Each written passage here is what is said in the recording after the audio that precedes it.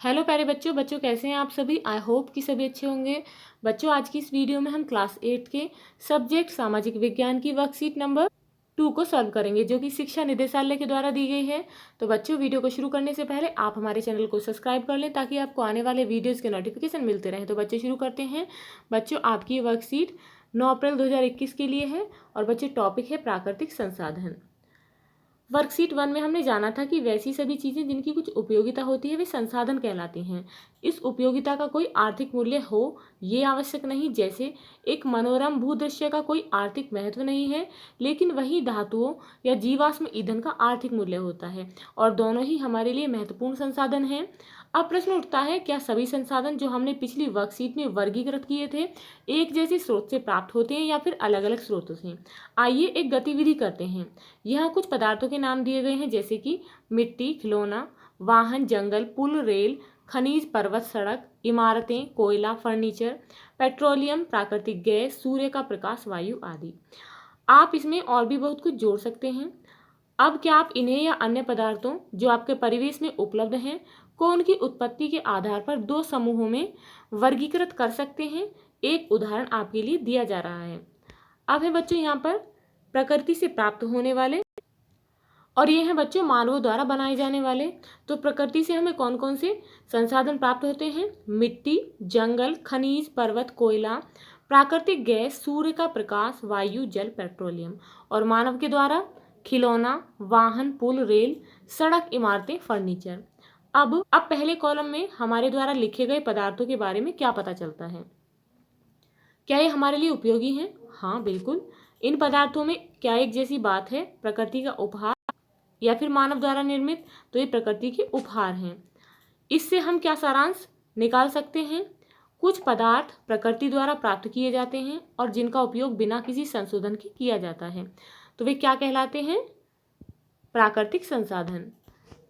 अब क्या सभी प्राकृतिक संसाधन एक जैसे होते हैं? आइए पता करते हैं। प्राकृतिक संसाधनों को निम्न दो वर्गों में वर्गीकृत कीजिए। वैसे पदार्थ जो प्रकृति में असीमित हैं, अपार हैं और जो शीघ्रता से नवीनीकृत हो जाते हैं, जैसे कि मिट्टी और वन। अब ये है बच्चों वैसे पदार्थ जिनका भंडार सीमित है और जो नवीनीकृत होने में हजारों वर्ष लेते हैं, तो ऐसे कौन से हैं? खनिज। उपरोक्त का अवलोकन करने पर हम ये कह सकते हैं कि कुछ प्राकृतिक संसाधन जो प्रकृति में असीमित मात्रा में उपलब्ध हैं और शीघ्रता से नवीकृत हो जाते हैं, नवीकरणीय संसाधन कहलाते हैं। वहीं कुछ प्राकृतिक संसाधन हैं जिनका भंडार सीमित है, खत्म होने वाले हैं और इन्हें पुनः पूरित होने में हजारों वर्ष का समय लगता है, अनवीकरणीय संसाधन कहलाते हैं। वैसे इस बात का ध्यान रखना चाहिए कि नवीकरणीय संसाधनों का लापरवाही से प्रयोग करने पर वो भी खत्म हो सकते हैं। जैसे जल या मिट्टी असीमित मात्रा में उपलब्ध है, लेकिन इनका लापरवाही से उपयोग करने पर ये भी प्रयोग के लायक नहीं रह पाएंगे। अब क्वेश्चन है बच्चों, प्राकृतिक संसाधन क्या होते हैं? कुछ उदाहरण लिखिए। आंसर है प्रकृति से मिलने वाले संसाधनों को प्राकृतिक संसाधन कहा जाता है, जैसे कि नदी, पेट्रोलियम, हवा, पानी, जंगल आदि।